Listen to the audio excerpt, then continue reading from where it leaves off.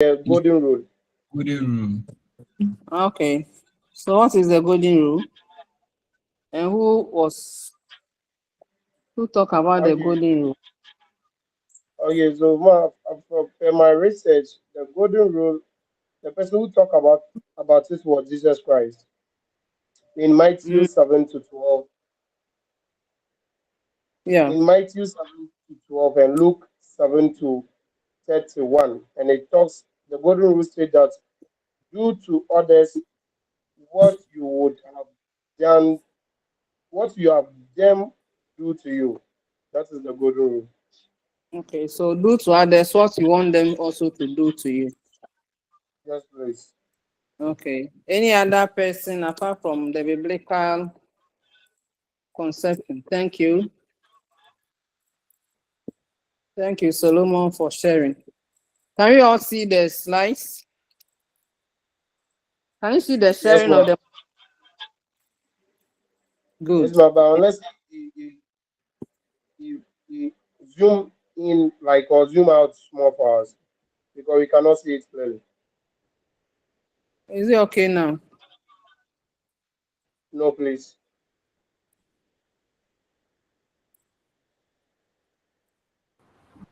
Please, I think you need to zoom it yourself.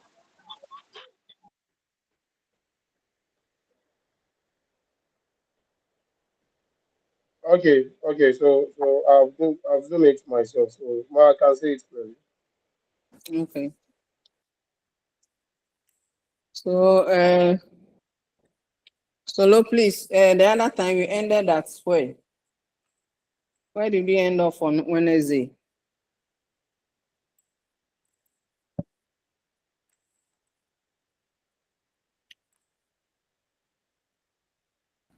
Madam, we ended at aims of education from the point of view of the family. We finished with the spiritual aspect. Okay. From the family aspects. Yes, We please. we said spiritual aspect. Is it the individual aspects?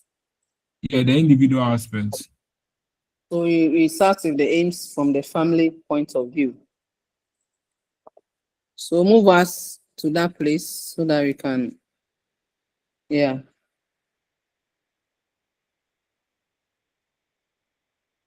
Madam, please, this okay? A little, Up. these are the points, yeah. A little up so that I can see the header. Yeah, exactly. Here. So you can just move it in a minute. So Okay. today we are going to look at individual aims. We should have finished this last week, but we are still here. So sometimes I'll move faster. Some areas I'll ask you to read, but we need to finish unit 1 to 3 before you can write our exam. So you have a lot to cover. That's why we are using some evenings. So, Sometimes, madam, yeah. actually, you said that today you'll be doing sharing of groups and you'll be giving us some topics to present on Wednesday when we meet. Okay, but yeah. So because others are still joining, I want us to do it maybe next week. Okay. Today's week. I think we have another face-to-face at today's week. Another lecture. This is our Yes, ma'am. second meeting. So when we meet the third time, then you know that everybody have joined. So then we do the grouping before we write the quiz.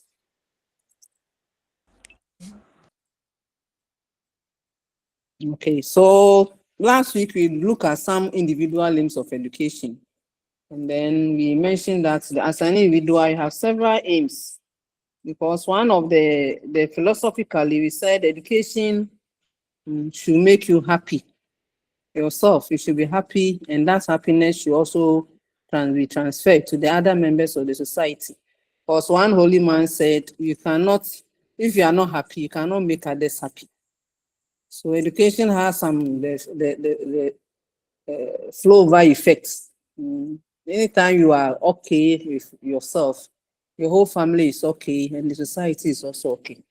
So that is why we should have individual aims first before we translate it to the family aim. So on the family side, what are we going to look at? So the individual, we said we should have physical development, mental development, social development, emotional. We should have moral, spiritual, vocational, so that you can be economically dependent. And then you should also have economical independence. Then you should also have leisure. The leisure is very important. Most of us, you don't use our leisure time well, especially me too. Sometimes you can be on phone, TikTok, when you are free.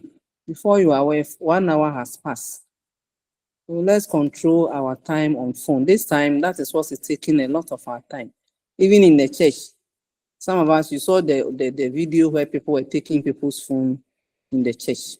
Because even in the church, we are distracted by going on into your phone. So leisure time should be used well. So aims of education in Ghana, what are some of the aims? And these aims are derived from those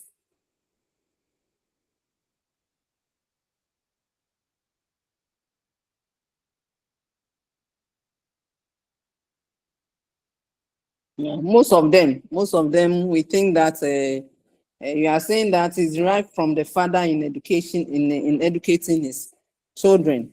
What is the aim of the father as far as education of children are concerned? Or what is the aim of the mother as far as educating his children are concerned?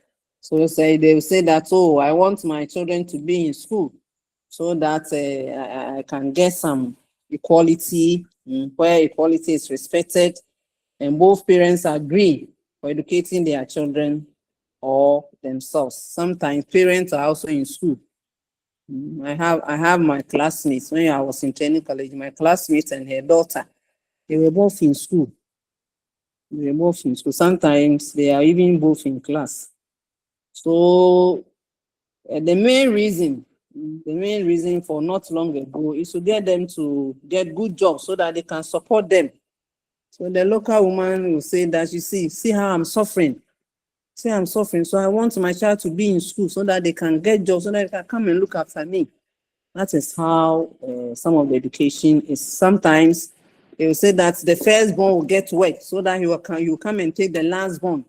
The secondborn will also get work and come and take the another, so that they can help me too. So they give birth to many, and expecting that the older ones will take care of the younger ones. It still happens in some of the societies. So the traditional responsibility is into the family in giving each child a vocation, or having the boy apprentice to an experienced craftsman, was even projected into formal education. So as you are giving, you finish school, and then all those days that they are not going to school, they give you, after you have of certain age, they ask you, what job do you like to do? I want to be a fitter. I want to be a tailor. I want to be a carpenter. Then they will go and employ you, enroll you as an apprentice to an experienced craftsman. So you learn on the job. It's the same thing that they are also doing, because if you are not learning on the job, then you must go to school and then get yourself some job. And sometimes they lament. Yeah, the narco school, we have educated him long ago, but he's not getting any job to do. If you have even taken him to a fitting shop, next time he would have been doing something. So the ultimate aim of education is, however, so when you are educating your children, don't think that they should come and support you. That is why, as a parent, you also need to work hard and do some savings. Because sometimes you are not lucky and then you depend on them. Sometimes they don't get job to do and they'll come and sit back on you.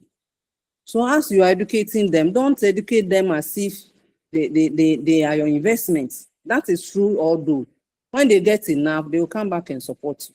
But if they don't get enough, you will have to support them. Sometimes they'll go and give birth and bring them to the house for you to still take care. So that is the ultimate aim. The ultimate aim is to help the child to be self-supporting. If they are self-supporting, they remember that you ever help them, and then they will come back and help you. So what are some of the benefits? To increase family prestige. All of us, you are happy when you're one of your family members is a doctor, an engineer, big-time teacher, a nurse. We are happy. Oh, this is my son. Oh, he is working at Ghana Commercial Bank. People are happy about it. In terms of communication, it's a direct value of helping children to keep accounts or reading. So your parents will come and tell you, come and look at my phone. There's something that I cannot see. Come and help me reduce social and so. They are helping you literacy and then numeracy, keeping accounts of the money. Sometimes they give you, now come and check how many is in my account. My Momo account, somebody have sent money, come and check for me. All these are some reasons why they take you to school. Then some also take children to for a religious motive. They want you to be religiously and spiritually sound. So they will take you to the school where they attend church. So if they are Presbyterian, they want you to be a Presbyterian school. Or they know that apart from teaching and learning, the schools also give religious education. Then some schools are also seen as a training ground for good habits. Saying that if you don't do well, your mother will tell you, I'll go and tell your teacher. Go and teach and see how your teacher will come in. See the teacher, come and see how Solomon is doing. Or when you are misbehaving, tell them that your teacher is coming and you run away. Then parents also see education as overall development of the personality of their children. Overall development. I have a friend who said, I'm just taking my child, my lady to school. I know she's not good academically, but I want her to get classmates. I want her to get refined. Because so yeah, I just want her to be a lady. So after going to secondary school, I don't think she'll be refined by learning from others. At least she'll come out nicely dressed. So some people just want overall development of personalities of their children. That is why they send out to school. So good habits is one of the aims. Send your children for religious motive is one. Helping children to have literacy and numeracy is one. And then family prestige. Family prestige is one. I remember I went someone and then the person was introducing me. Say, this is my friend. She's a doctor. And the person was like, oh, doctor, once you have come, all my disease will die. Say, please, I'm not that type of doctor. I'm a book doctor. I don't kill diseases. So that prestige. So when I go home, I tell my siblings, don't call me by that name, call me Auntie B. Because as soon as you say doctor, the people around in the community, they only know medical doctor. They don't know, because most of the teachers in the schools are not doctors. Doctors are only in the higher institutions. So they will come and say, doctor, it's here me. Meanwhile, me myself, I'm also going to the hospital. So when I go home, I don't ask them. As it's a prestige, they are happy to have somebody with that name in the family. So nowadays, what is wrong? You came and you left and you are coming. I told you I'm teaching. That's why you're into. Now, so my way that my way 2 hours. What is it? Which level? My boy is not here. Nobody is here to help. You have our phone number. So why are you traveling to this place? Which number do you use?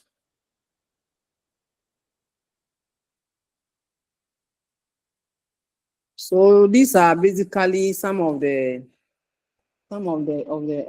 aims of the family. So it's important to remember that the individual has aim, but sometimes the individual aims and then societal aims can also become a conflict. Sometimes a conflict. So children must help. Some of these days, we do a lot of things because we have been educated. Sometimes give your phone to your child to find out what you must do. When did you send it? When did you send it? Because yesterday we were here, you updated everybody. So send it. It will come to our phone when we do this. Nobody is here to support. Yesterday we were here up to 8 o'clock to resolve everybody's issue. So send it. We need your registration number and the clearance level. Send it to the phone. When you close this, you come and work on it. Okay. So, any question on that? So as children who have studied how to use a computer, we are now moving from just reading and writing to digital literacy. So they help their parents to send messages on phone and other things. So the aim is to get out. Sometimes we send our children to school so that we get rid of the troublesome one. I used to have a daughter, and sometimes when it's holidays, I'm not happy because I feel that he should be in school always because he's troublesome. So troublesome children. That is why these days we have holiday classes. The holiday classes help some students or parents to keep their children a troublesome one. The one who will go out and will never come home, and keep them out of the house so that as long as they are in school, especially if your parents are working, they wouldn't like you to stay in the house. The troublesome ones like Solomon and the rest, it's good you keep them to school. It's good you keep them at the boarding house so that parents will have some peace. So when teachers are on strike, some parents of these troublesome children are not happy at all. So major changes are some changes in the social, economic, and educational moral life. And many parents send them to school so that we can be educated on these changes. So all you need to also know is that education of the individual and education of the society, sometimes they conflict. Sometimes your aim may not be what the society wants. So the aim of any society or nation is influenced by the characteristics and needs of the society. And therefore, the Ghanaian aims of education is also influenced by its present characteristics and aims. So sometimes we want our students to be digital. Now, if you are not digital enough, I don't know how you manage yourself anywhere you go. So digital literacy is very, very important. In addition to reading and writing, you must know how to use some tools on your phone. Everything is going online. How to buy credits, how to buy electricity bills, everything. Those days you have to go out and buy credits for your electricity. Now it is on your phone. So if you don't know how to do all these things, always you have to be begging people to do for you. And that is what education is doing for us. Now we move on to Unit 1, Section 5, and look at general aims of education. General aims and functions of education. Now we are saying, as we ended the other one, we said our characteristics and our needs influence our aims of education. So every country, knowing its characteristics and aims, are able to manage that country to formulate suitable aims and education for that country. So our aims and education for Ghana may be different from that of China and that of other places. So sometimes people will just joke. They'll go and put some Chinese children and bring them. Say, you see what Chinese children are doing. Then when you come to Ghana, see what the children are doing. They are praying. Instead of doing some hands-on activities, we are praying. Maybe Ghanaians' religious beliefs are stronger. We believe that God is everything. So these are some of the aims.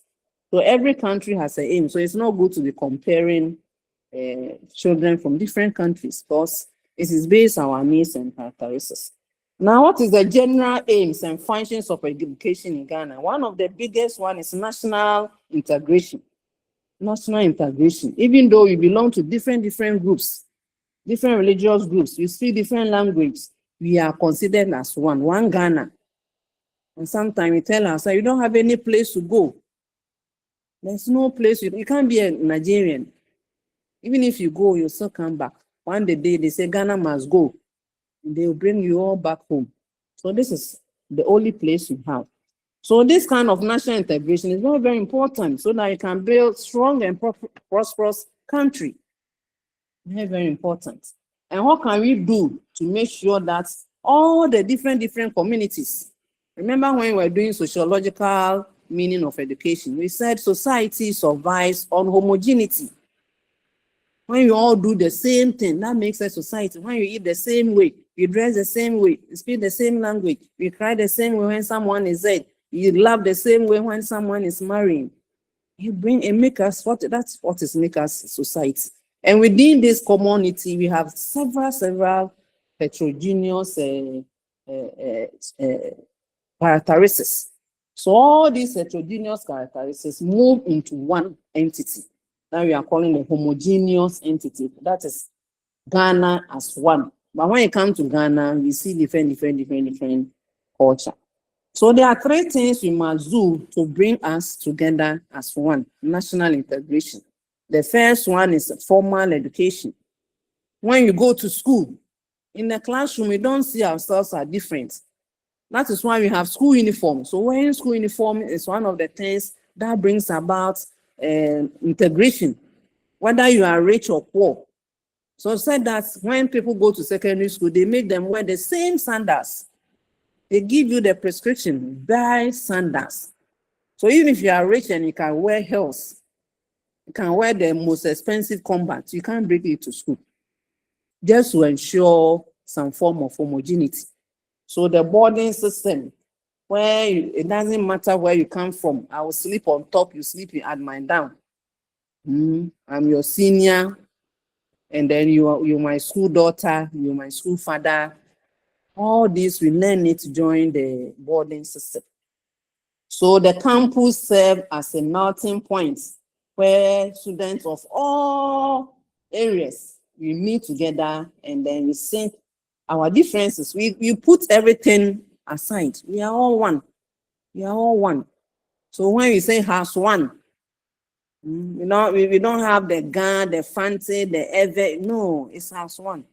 That's also mean that we sync our differences and then we talk as one people. So the campus becomes the melting points where everybody is brought together and then they assimilate to produce students with new homogeneous national entity. Another level is intermarriage. Marry not based on ethnicity, and so in this process also help us to remove tribalization. Detribalization is resource. So someone from Asante region goes to marry in the north. Someone from the north marries here. So we crisscross. That is why in Ghana it's very difficult to have ethnic fights. Because your mother has gone to marry in Accra. So how can you go and fight Accra people? That's intermarriage. So the group that do not marry together, that is why they can fight. Because if you are married together, how can you go and fight your own father or your own uncle in another tribe? You can't. So anytime you see tribal wars, it means that those two tribes, they don't marry. Or when you intermarry, it will bring integration. Then the second, so you are looking at three things that bring national integration. It's common socialization process. Children are socialized in a common way. We are exposed to common socialization because we learn the same book, we learn this, we have the same uniform, we sing the same songs, we play the same on the same field, we eat at the same canteen, we close at the same time. All these are common socialization, educational experiences. And then when we are learning that, we look similar. When we line up, unless we look at our faces, someone up there, someone standing far away, only see blue uniforms, like the Anglicans or the Presbyterians, or yellow uniforms, like the Methodists. Unless you come close, now you can see their faces. But when they are far away, that is all that you see. They look similar. The next one is language of instruction. What language are we using? Now we are using English. So the use of English makes us unique or alike. We are speaking the same language. So the use of common language, and through the use of education, school education and common language of instruction, some sort of lingua franca, African can emerge and help in facilitating communication. So throughout Africa, everybody is learning English. Rwanda used to use French, but all the countries around Rwanda, they speak English. So now Rwanda is changing from French to English. Because when they go to Kenya, it's English. When they go to Uganda, it's English. When they go here, it's English. So Rwanda used to be a French-speaking country, but now they are changing their language of instruction into English so that the student can move from one country to another for further studies. So common language of instruction also bring us together. So in Africa or in Ghana, we have a lingua franca. The lingua franca is a common language that we use. So common language of instruction is one. So these are the three general aims of Ghana that help to enhance national integration.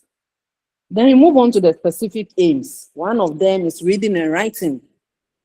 Reading and writing. When you take your child to day nursery, you want him to come and then, first of all, you want him to speak some poems. You are happy when your baby starts singing poems because he has been to nursery.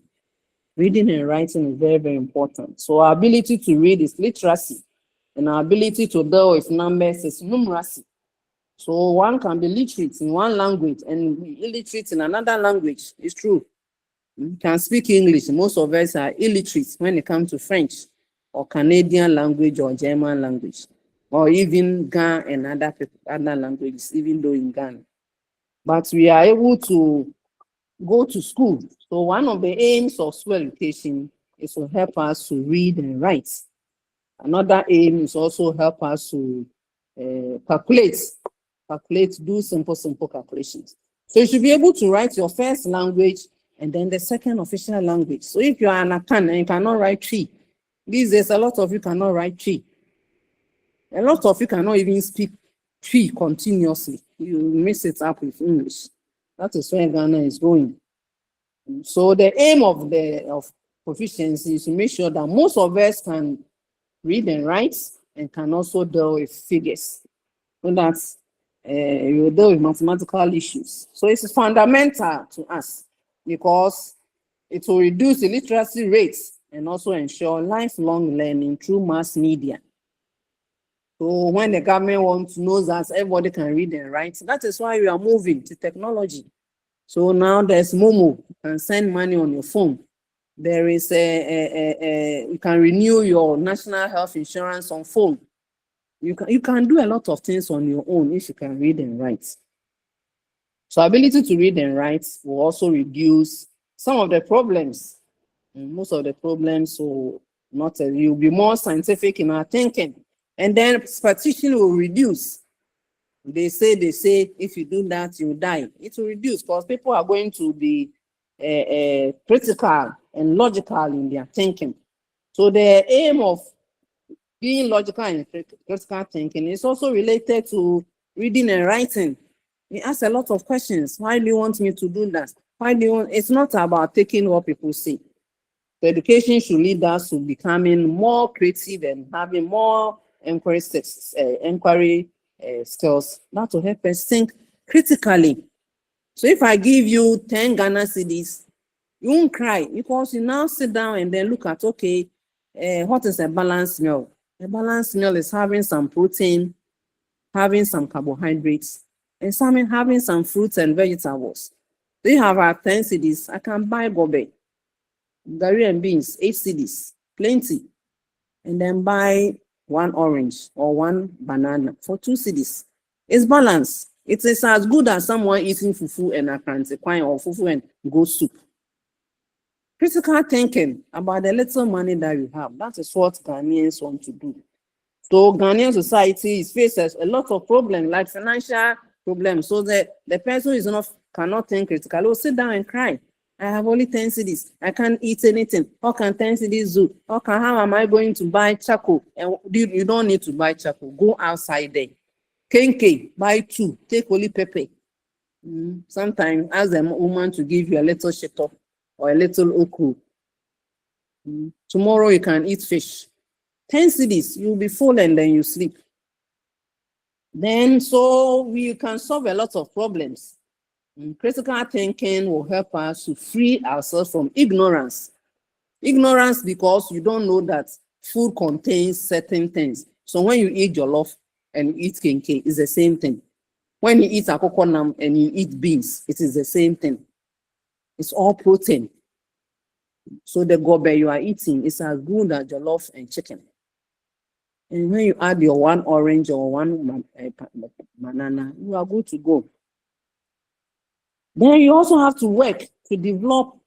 The education must also give us some skills to earn a living and also to satisfy manpower requirements in the country.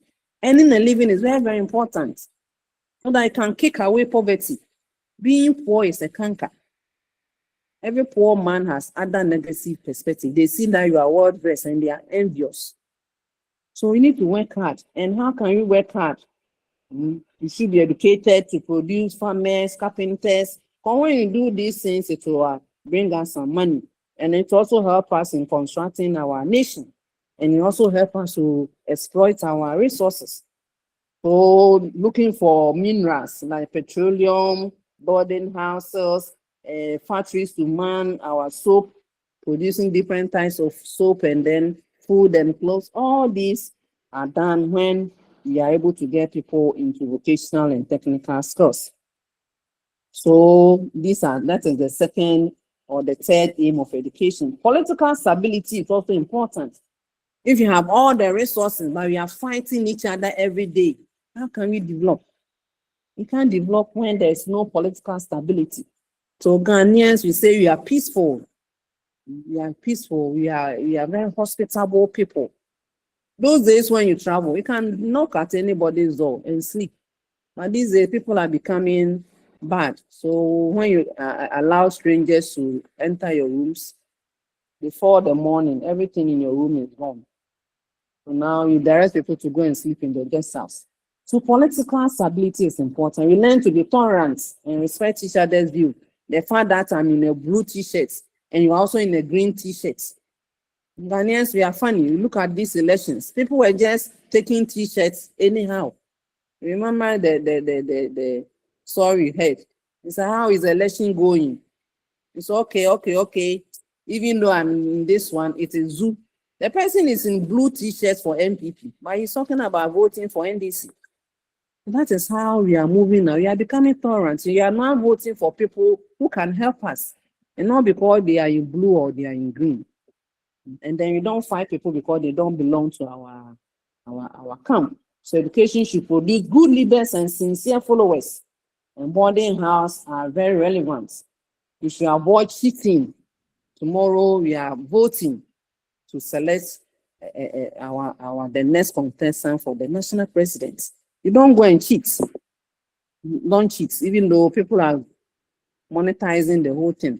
People will take your money, but they go and vote for who they want to vote for. That is how we are moving as a country as far as political is concerned. Now we move on to patriotic and informed citizens. Education should produce informed citizens who contribute to solve the problems of the country, who will take part in communal labor. We should be self-disciplined and then democratic in our approach to local and national issues. And then we should also produce good leaders. I already mentioned that. We should produce people who know their rights and responsibilities. There are a lot of things that is our right, but most of them, because we don't know. So it is important for us to know importance of voting, importance of being obedient, patriotism, and being loyal to Ghana. So when we are patriotic, we work hard, we respect the rules of our country, and we work hard to make Ghana a beautiful country. Now, on morality, you have to be honest, you need to be truthful, you need to be courageous. Being too shy and timid is not the aim of education. Speak out your mind on issue that is affecting you that you think is not in a respectful manner. Don't be afraid. It means emotionally you are not well developed. To ensure that we put a good behavior at all times. You avoid corruption. You should avoid being selfish. You should avoid smuggling. And then at the end of the day, what do you do with this money? Those of us who steal money from government coffers, you brought car, and I always ask people, how many cars will you use at the same time? Will you put one car on the other? Or you just sit on the driver's seat? Sometimes even the big car, you can only sit in a small place. Or if you steal money and then you buy two cars, you cannot drive two cars at the same time, only one. What is the essence of taking money from people to acquire properties? You get to 70, 80 years, and you cannot even mention your own name. You forget about your name. You forget about the names of your children. You forget about your properties. So don't cheat and then get corrupt just to attain material wealth. It doesn't worth it. Mental and physical development, you have talked about it as an individual. So the Ghanaian also need to be healthy. You need to provide healthy Ghanaian society, know what we eat. And then you should also be respectful as far as hygiene is concerned. You should take part in sporting activities. You should ignore ignorance and superstition should be driven away. People are sick. They don't go to the hospital. They are going to the prayer camp or somebody is doing something to them. It's not right. And then when you're able to visit the hospital, then the government will also produce a lot of staff so that there will be no shortage of hospitals and shortage of staff, doctors, and then drugs. So education, the education objective is that many Ghanaians should not die, or we are dying because of ignorance. That is be too bad. So we shouldn't die of ignorance. Ghanaian heritage must also be one of the aims of education, because every Ghanaian or every society has a culture. As soon as we lose our culture, we may lose our existence as Ghanaians. So it is good that we pass on our language and other things from one generation to the other. So our customs, our tradition, our beliefs must be passed on. The good aspects in this way should be good, not God. The good aspects of our tradition should be passed on, not the bad ones. Another important thing is eliminating or narrowing vertical social gap. Vertical social gap, where some countries think themselves better off than others, where some people are so rich and others are so poor. It's a gap, and we call it vertical. Some are top, some are down. So it is the differences as a result of Western education or formal education. So sometimes to change the destiny of your family, people do that through education. So very soon, Solomon becomes the engineer and he's building so many houses in his community. He's closing the vertical gap between those who used to be rich and his family. And then you also have a developmental gap where Accra is more developed than other parts of the country. That one is called developmental gap. So it is very dangerous for any country to have a lower, for a lower or higher class people to be more rich people or more poor people. You need to have a balance, and the balance is what you call the middle class. Everybody has something. Middle class society. Everybody has something. All of them can acquire houses. All of them can acquire cars. At least one car, one house. It's a middle class. It's as good as having. That's why I'm asking you. If you have 3 cars, can you sit in all the 3 cars? You use only one at a time. The 2 you pack them. So you don't need to fight to get some of these through evil means. So vertical social gap in the country can be narrowed through popular education.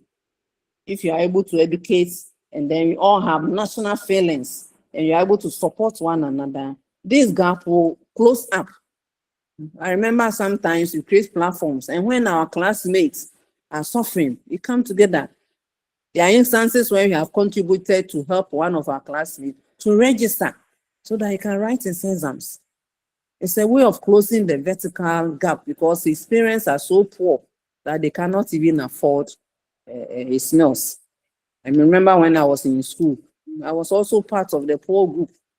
Sometimes my friends whose parents were working in some area, that will bring milk powder, gari, and other things, and I'll be with them. When you see me being with them, means I was eating from them. And they helped me to survive in the school environment. If not, you drop out of school out of hunger. So it's a way of producing a lot of middle class people in the country. Now let's move on to horizontal gap. Horizontally, we are looking at natural resources, differences in natural resources. uneven distribution of natural resources. First, some regions may not be able to satisfy their wants as a result of lack of natural resources. So the vertical one deals with human beings, but the horizontal one deals with natural resources. So the state will have to intervene and make sure. So we take gold from Prisia, and then we use the money to develop all other parts of the country. So then the state that to distribute. For if it's not done, some places will have a lot of resources, while others will have no resources and will always move backwards. So to participate in this, you should be educated. Because if you want people to have it and then you bring it to your area, there are some people, when you even give work, you don't get people to employ because they are not educated. So you send work to that area, or our children don't have work to do. Our children, then you said, okay, I'm opening a factory, but I need students who are accountants. I need people who can do this. They don't have it. So to distribute the resources evenly, you need to have people to be educated so that they can become engineers and businessmen. And for that matter, they can establish businesses in the areas where we didn't have them. So without education, we can't distribute the cake or the national cake in an equitable manner. So this area that do not have the resources can be assisted through education to bridge the gap. So popular education will help us to also bridge the horizontal gap. Any question on that? If there's no question, then you move on to Unit 1, Section 6. The questions are for you. Just go through the SAQs, and then self-assessment questions, and then read them on your own. That is for you, it's not for me. So Unit 1, Section 6, we are going to look at characteristics of education. So under characteristics of education, we are going to look at 3 basic characteristics of education, and B, we look at other characteristics. So what are these 3 basic characteristics? We are saying that education, then you should look into the future of education. We see that a lot of things are restructuring. A lot of things are changing. We are not just hello, Cody. After me or class, so I don't know whether I can call you after class. Okay.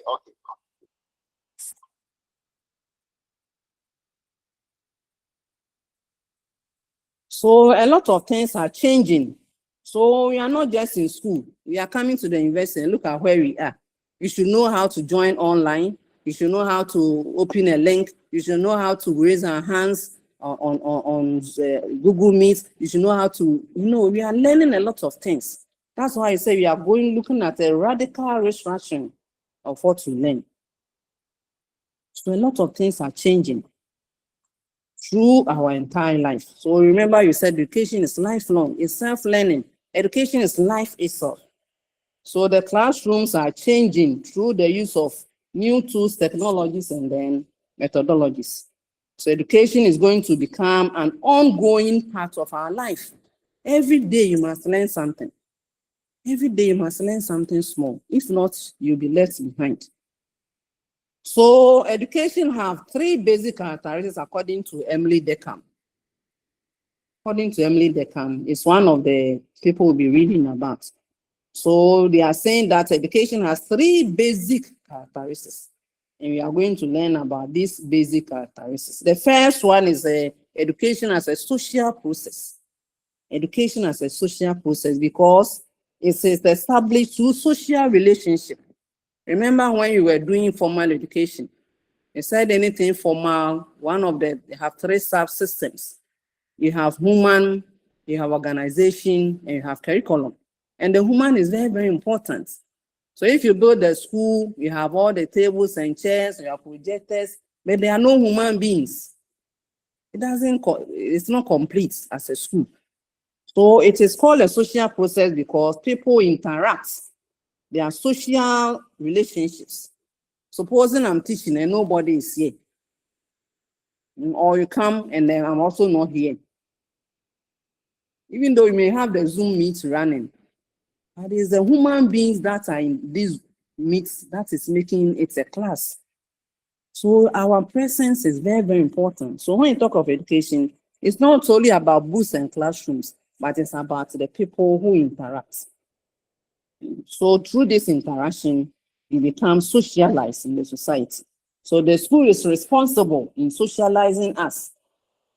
So the homework we are taking today is that the school is a social process because it socializes in the members in the form of accommodation. So you are going to look at the meaning of these words and come and share with me on Wednesday. What is the meaning of accommodation, assimilation, cooperation, competition, and conflict? Because they say the school should socialize us by doing these 5 things. What are they? And how does the school do it? What are these things? How does the school do it? That is our first homework for today. What is accommodation? What is assimilation? What is cooperation? What is competition? And what is conflict? That they are saying that the school should do it to new members. Find out and come and share with us. So Solomon will put this on our platform. So the school can do that. And so we are saying that as a social process, the school education takes place through social interaction, peer groups, parent and teacher in the society. Even when we are in school, we are calling PA meetings. Parents must also come to the school to listen to us. Social interaction. And then it takes place also in a face-to-face, more or less. So we are here. If I ask you to open your videos, I will see all your faces. I'll see all your faces. So we have a WhatsApp group. If you are not there, talk to Solomon so that he asks you to the WhatsApp group. That is where you can share other information. And I expect that those who are here should be those who are doing maths, ICT, and science. If you are arts or social studies students, it means you are lost. This is not your platform. This group is for science, ICT, and then math students. So Solomon will answer that question when we are done. Look for Solomon when we are done. Education is also a social institution because every social institution has some set of norms, rules that defines our society and governs our social behavior. So one of the social behavior on this platform is that by 2 o'clock on the dot, we must be in class. 2 o'clock, and so if you miss between 2 and 4, you come and the class is empty. I finish one class and someone send me a message. I am here and it is nobody is here. The class has closed. So it is one of the rules that govern. Now you should be committed to the time, 2 o'clock to 4 o'clock. On the evenings, we are going to have it on Wednesday. Wednesday, 6 o'clock to 7 o'clock. So it is one of the rules. And then you know that you must raise your hand to talk. You can show me a thumb up when you are okay with what is good. All these are some of the rules. You don't open your mouth and talk. If you talk without me calling you, you pay 100 Ghana cedis. That is the punishment, because I cannot beat you where you are. I can take your momo. Wherever I am, I can take your momo. So your punishment will be in money, 100 Ghana cedis, if you make any noise. So education is a social institution, and other social institutions, so education and other social institutions, they carry out certain responsibilities so that to ensure the overall functioning and stability of the country.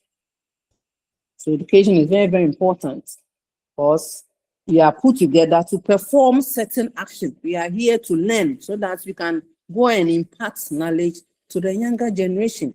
4 years to come, you come to campus, you graduate, we are happy, then you move on to the classrooms to teach science, to teach maths, to teach ICT, and also to learn some issues on sociology. We are learning this one because you not learn this in science, but you are going to be with students. So how do you understand the social behavior of students to be able to teach them well to acquire knowledge? Can't go and then say that me, how I know is science. No, that is why you are learning this course, to be able to help you to understand some of the things that you meet in the classroom, some of the issues about parents that you need to resolve for students to be able to learn. So the school as a social institution. Then you also have the school as a social function. So we are saying that within the complex society, education is there to also perform certain functions. So education has a social function because we need to do something or produce something in this country. So the role of education is to prepare us to live, to participate in social life. We need to survive what we need to survive in this country. How to socialize, how to ask questions, how to read and write, how to communicate.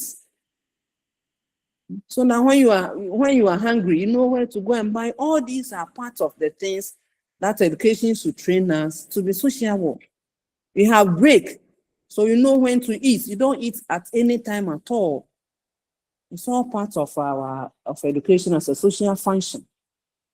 So what are the other characteristics? We are saying that according to DECAM, we have 3 basic characteristics of education. That is as a social function, as a social institution, and as a social process. Apart from this, we have 4 other things. The 4 other things that you have to look at is that education doesn't mean school education. Bryce, please mute yourself. Education is not school education. Education is everything that we learn from the time we are born to the time we are gone. That is education. Everything. What you are teaching yourself, what others are teaching, anytime you learn something small, you have been educated. Even in cooking, you miss this, you miss that, the food become nice. You have learned something on your own. You can leave it. Oh, the other time I was cooking, when I added this and the food became so nice. The rice cooked very nicely. You have learned something. So all that you learn, that cannot be confined to school, is education. Education is also developing our innate powers. There are certain things the school cannot give you. You give to yourself. You are born with them. God bless you with those innate capabilities. But the school will help you to come out with it. So while some of us are good academically, others are good in sports. They are good in sports. It is an innate, native endowment. So you don't force the person that without getting an A in English, you cannot play sports. No.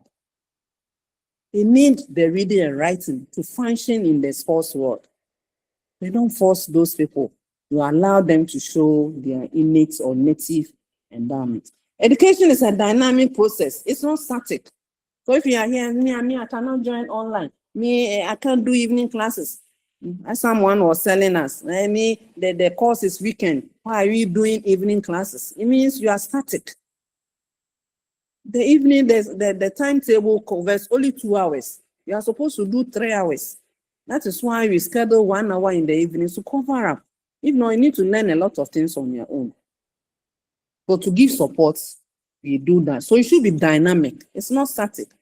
This is what I am told. This is what I have to do. This is what my grandmother did. This is what my mother did. No. The tradition goes on all right, but you must bring some changes. Education is tripolar. It means there are 3 factors that should be put together to be able to make education efficient and successful. What are these? The teacher, the child, and then the society. So the society will determine the aims, the content, and methods. But we need the teacher, we need the child, and we need the society to be able to come out with effective education. So education should lead to positive change, and the impact of every education must lead to positive development. No education to make us worse. So you don't come to school and then become worse. No. You should be educated to have some positivity. So now we are here. Someone is in Boga, someone is in Tamale, someone is in Accra, we are all here as a global citizens. We are going to group ourselves. You don't care where you are, because you have knowledge. You can join hook online. So you create small group for your platform, and then you discuss the questions I'll give you, and come and present as a group.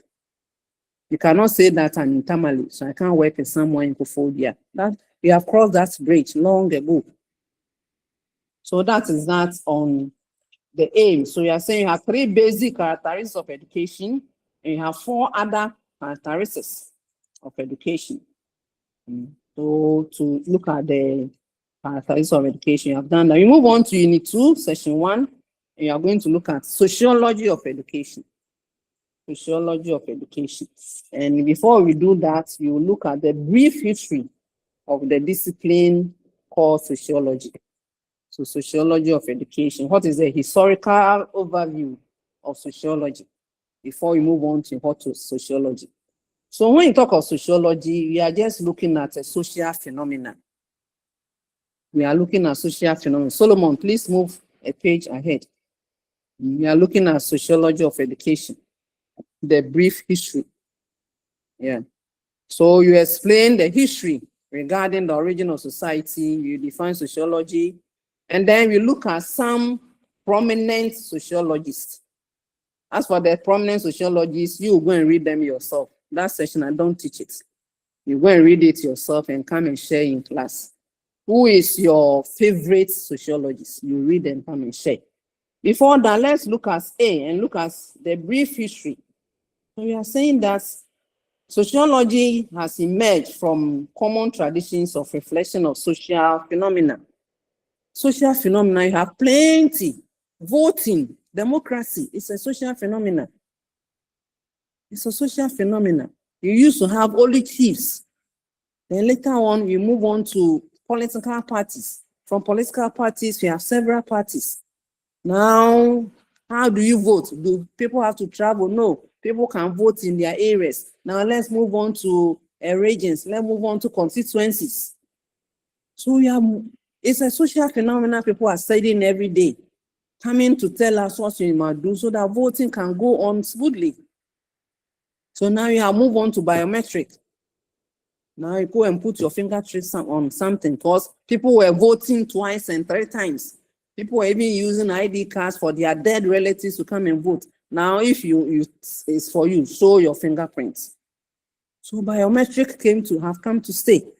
I was telling another class, a time will come, you sit in our rooms and vote. There will be no queue, just as you are buying electricity and credits from our phone. I know people are studying this phenomenon, looking at all the security issues.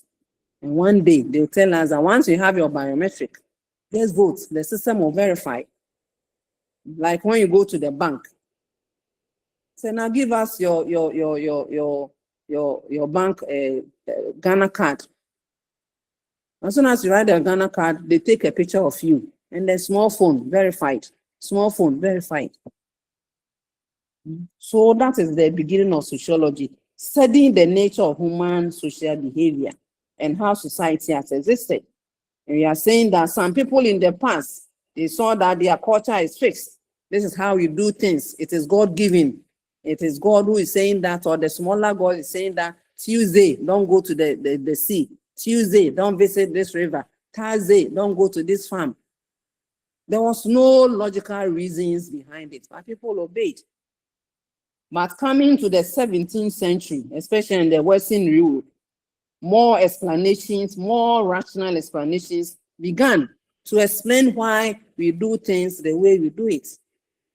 I was telling someone that in some society, they eat very late. 6 o'clock, 7 o'clock, they are pounding their fufu. We ask them, one, maybe they are traders. They have now returned from the markets. They have now returned from the farm. So you cannot go and tell them the doctor says you must not eat late. It doesn't work over there. You can't educate them. So the person has come out from market around 5 o'clock and you are saying that the person should not eat because the doctor says you must not eat. It doesn't work. So rational explanations began from the 17th century and social issues and questions were raised and discussed, starting from the Greek and the Roman philosophers and the Hebrew prophets. So that brought about the Socrates and then the Plato and then Aristotle, people that we usually, they begin to question some of the things, they begin to question our behaviors. So sociology as an academic science was born in the 19th century, especially in 1837 in Great Britain and then Europe, and then in France and Germany. And it has advanced from 19th century to 20th century. Development of sociology in its current contents can be grasped in the contents of major changes that have created a modern society. So further sociology originated in the 18th century philosophy, political economy, and then cultural history. That is a historical background of how sociology was first a social phenomenon from our culture, from our God-given entities, and move on. Because we say society is dynamic. The way people behave kept on changing, and therefore people began to give rational explanation to certain things. And when people are giving rational explanation, it means as people go to school, things change. They also begin to look at sociology as academic science.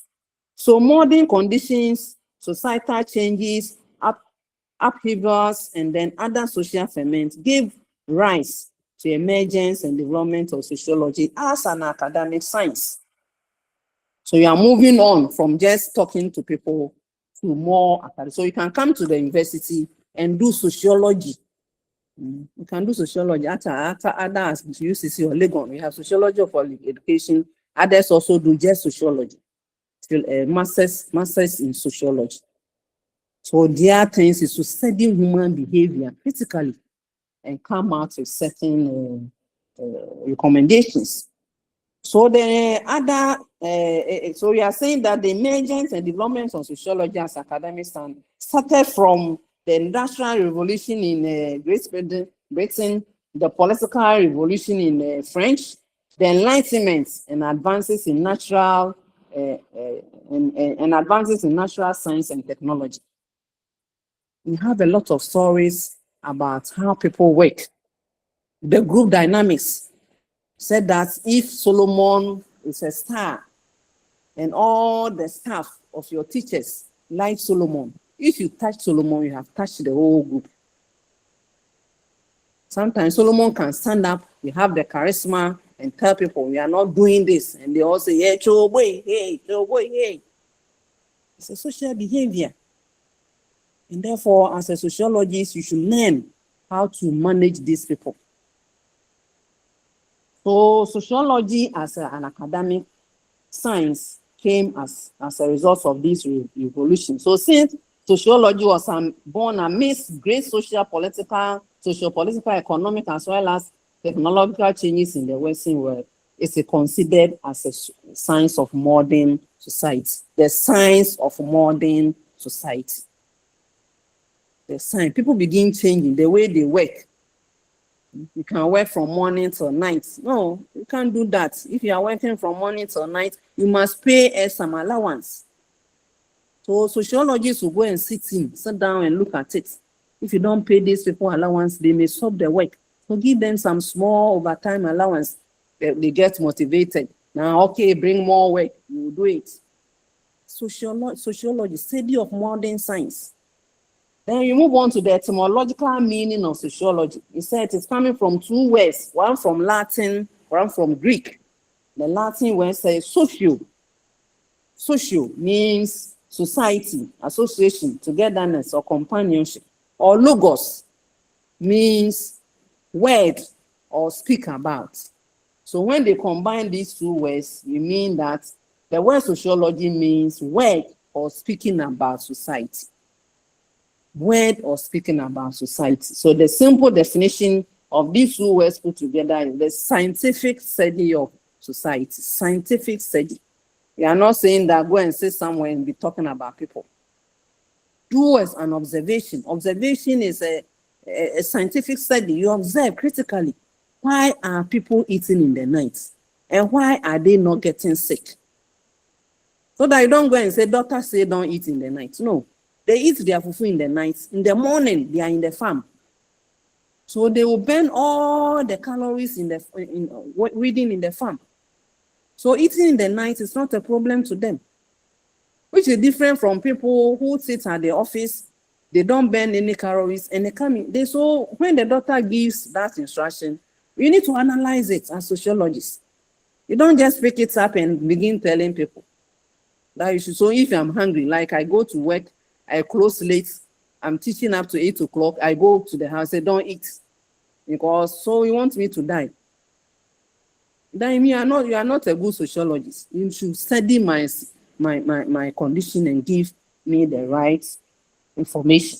So I will look at only one of the sociologists. We are going to look at the prominent sociologists. People have brought changes in our work, in our education, because of how they understand, explain, and analyze fundamental laws that govern social phenomena.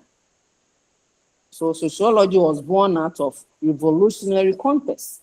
And the founders of the pioneers of sociology include these people: Augustine Comte, Karl Marx, Harriet Martineau, Herbert Spencer, Emily Durkheim, and then Max Weber. You will look at only the first one. He is the first sociologist or the first social philosopher to coin the term sociology. So this socios and then logos came from this man. He came from this man. So he's the only one I will discard. The rest you read on your own. So he was the first to regard himself as a sociologist. He defined sociology as the study of scientific study of social dynamics and social static. Scientific study of social dynamics and social static. He said that sociology can and should be studied. It should be studied. You should study society and social phenomena following patterns and procedures of natural sciences. And one of the natural sciences is observation.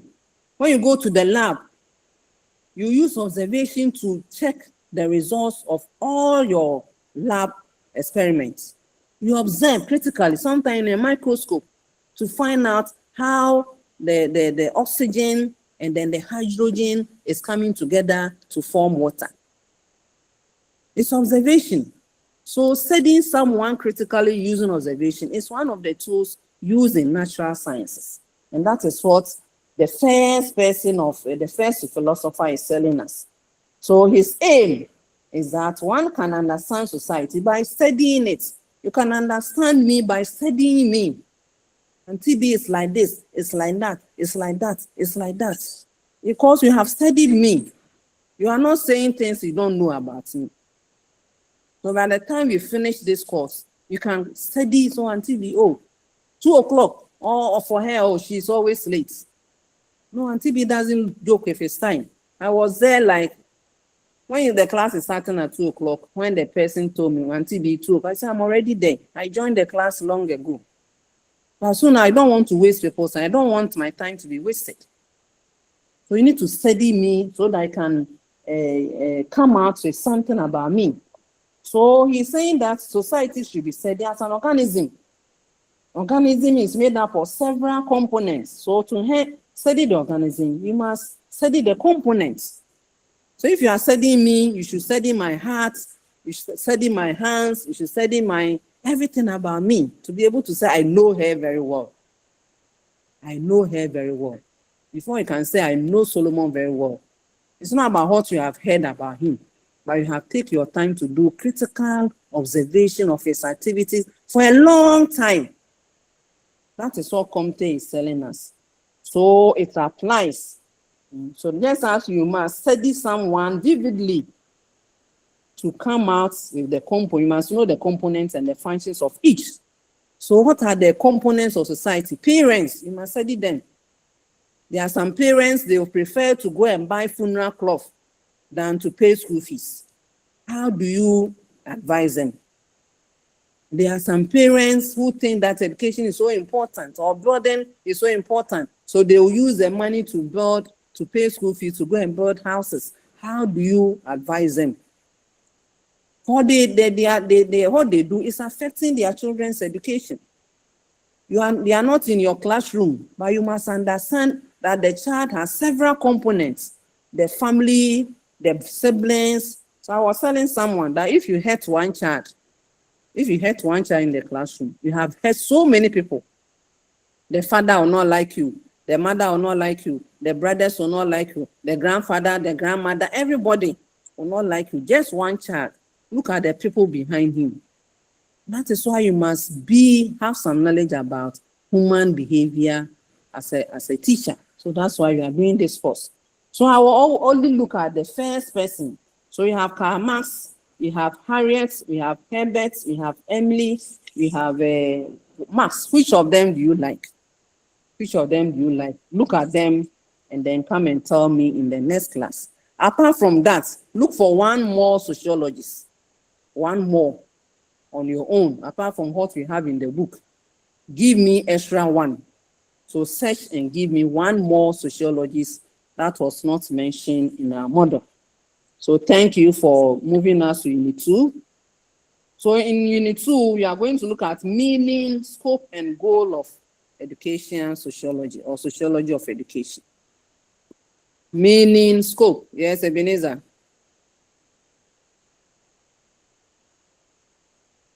Okay, so meaning, scope, and goal. So what are you going to look at? We are looking at 3 objectives. You should understand the meaning of sociology of education. You should be able to explain sociology of education, and you should also discuss sociology of education. But as you look at sociology of education, you come at another term. We have 2 terms, sociology of education and sociology in education. There are 2. Sociology of education and sociology in education. So don't confuse the 2. So what is sociology? We said it's a big discipline. We said it's a scientific study of society. And society have several components. So we can have sociology of education, sociology of religion, sociology of the family. Sociology of the family. How does the family behave when certain things happen? When someone is dead, when someone is sick, every family has its own sociology, and you must understand that. So if you are going to marry in that family, you must understand the sociology of that family. You must also know sociology of urban living. How do you live in cities? Sociology of the rural areas. How do people in the rural or the villages, how do they behave? And then you must also know sociology of technology. Web ethics. What do you put on WhatsApp? What are you not supposed to put on WhatsApp? How do you behave when you are on a meet like this? All these are some of the things that we learn in sociology. But because we are teachers, we are going to focus on education. So we are going to look at educational sociology. And what is it? It focuses on 2 things. What education does for society and what education and society also does for education and school. 2 things. What education does for society. Or what society, yes, what education does for the society. And then the vice versa. What society also does for education. It's what we are calling educational sociology. So here we refer to educational problems and educational issues that are social in character, that involves human beings. Like the example I gave you, you are teaching in a village, the child doesn't have uniform, he doesn't have shoes, he doesn't have, but you see the mother dressed gorgeously to weddings, dressed gorgeously to funerals. How are you going to advise this mother? So that the mother will know that educating the child is also important. It's a social issue because it's affecting the child's academic performance, even though the mother is not in the classroom. So educational sociology. So you are going to become educational sociologists. So what is sociology of education? It's the study of education using sociological theories. So these people that you are going to read, they generated some theories. Like Comte is saying, that education or the society is like an organism. And every organism has components. So you also understand from that perspective, the child that I'm teaching is an organism. And within this child, it has some components. So that's why I'm saying that if you hurt one child, you have hurt several people because that child as an organism can be seen in several components. So when you study sociology of education, you are using some of these theories, some of these principles, some of these methods in education, because education is a social institution, and therefore research in sociology produces ideas that will help us to understand education better. So the goal of sociology of education is to understand education, understand the social institution and how they relate to education.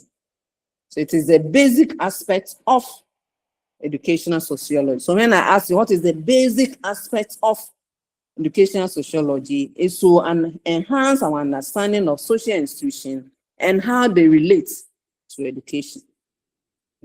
For example, we have something we call sociometric and sociogram. Sociometric and sociogram.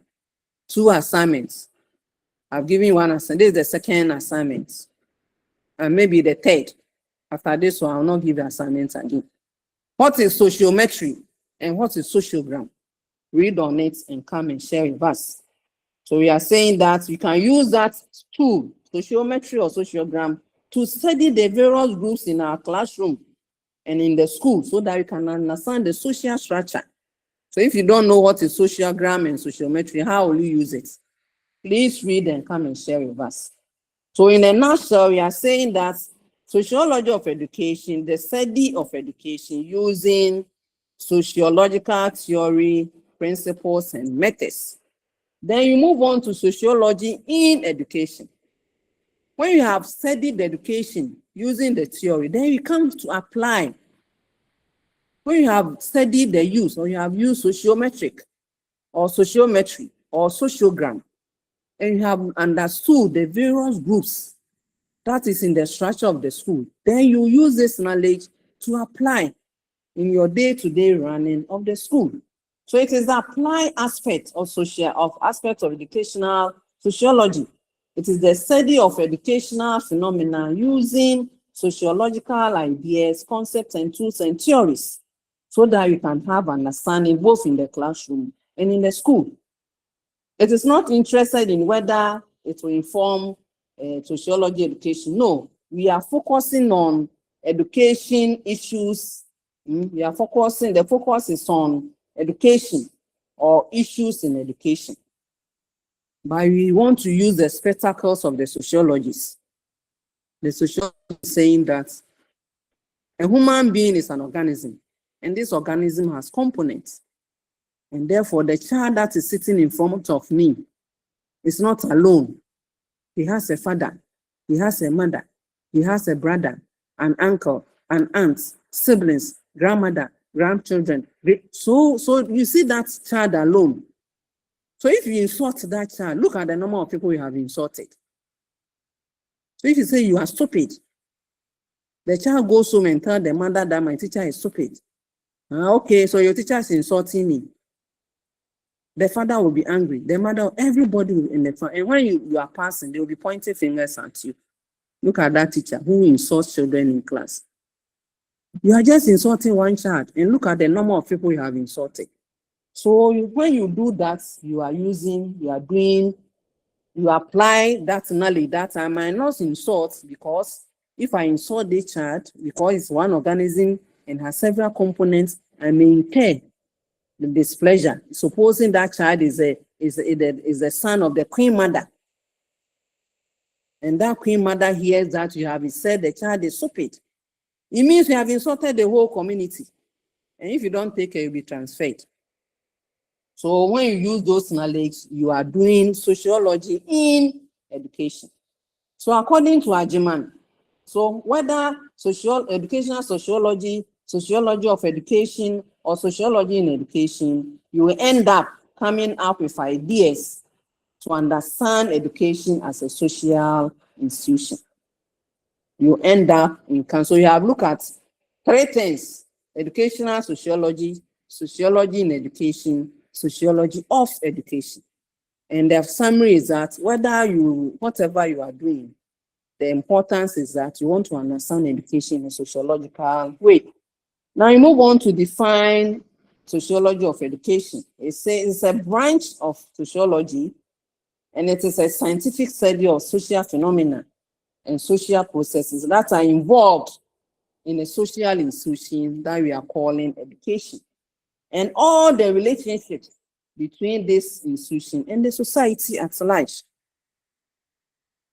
So we are using several things: scientifically, social phenomena, social process in a social institution and all the relationships that is this institution have with the larger society. So once you are social beings and education is put in place to socialize us, you argue that no activity or no research can be made without, unless it is conceived in terms of a sociological approach that looks at education not as a product in its end, but as part of a social historical dynamics, which corresponds a lot of big words there. So anytime you are looking at society, because it's made of social beings, it's saying that we cannot do that without adding a sociological approach. The child is not performing well in class. The child is not performing well in class. You cannot deal with this situation looking at the child alone. You need to dig deep. I have a story of a student who was always sleeping in class. Always sleeping in class. You cannot just beat that child up because she's sleeping in class. You need to find out. Sometimes you have to talk to the child alone. Why are you always sleeping in class? And the child told me that, I normally sell ice water in the night. And as a result, it is this time that I sleep. So when it is break time, he will never go out. The child, she will never go out. The break time is the time for her relaxation. Because as soon as she closes from school, she sells ice water till 12 p.m. 12 p.m. she's all out selling ice water. So if you are beating her because she's sleeping, you are not solving the problem. It means you have to solve the ice water selling problem before you can solve her academic problem. So that is what we are looking at as a sociological approach that looks at education not as an end in itself, but as a part of social historical dynamics which correspond in it. So if it is true that the child can never be educated in abstract, but rather in a society, then it is possible for the sociologists to interpret the aims of education and as an approach from the needs and ultimate striving of the very same society.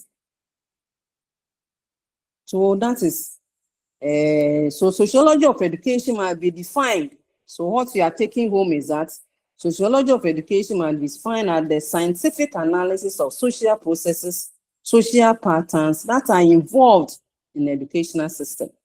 It is also how societies or how institutions and educational institutions or educational experiences affect education and its outcomes. So the mother that is sitting in the home is affecting the educational outcome of the child. The activities of the mother far away from the school is affecting the academic performance. The child always sleeping when classes are going on. The mother is not in the school, but look at how the mother's activity, his economic activity, is affecting the child's performance. So you cannot educate the child different from, I'm dealing with you as a child. Where you are coming from is not my business. You are wrong. You are not a good teacher. You are not an educational sociologist, and your children will not perform well.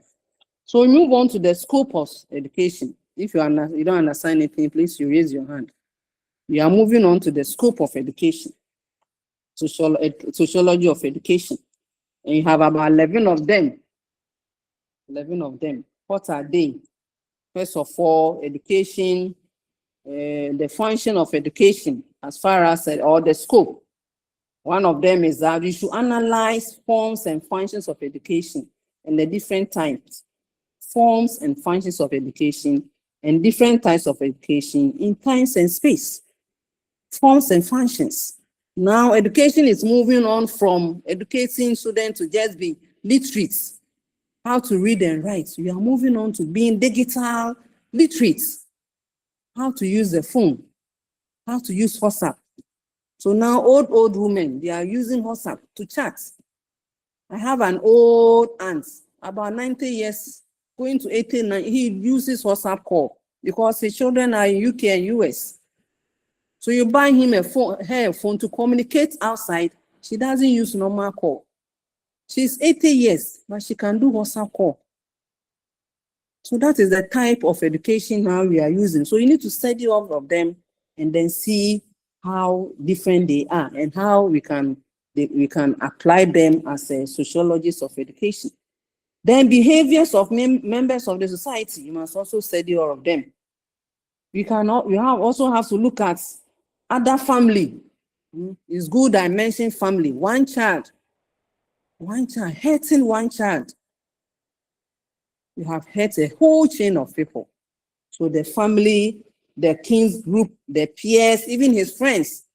So if I'm a close friend to Kennedy and you beat Kennedy, you have beaten me as well. You must understand all these dynamics. That's why I have asked you to go and read on sociometry and then sociogram. You understand some of these things. Then it's also be concerned with general concept like the society itself, the culture, the community, the class.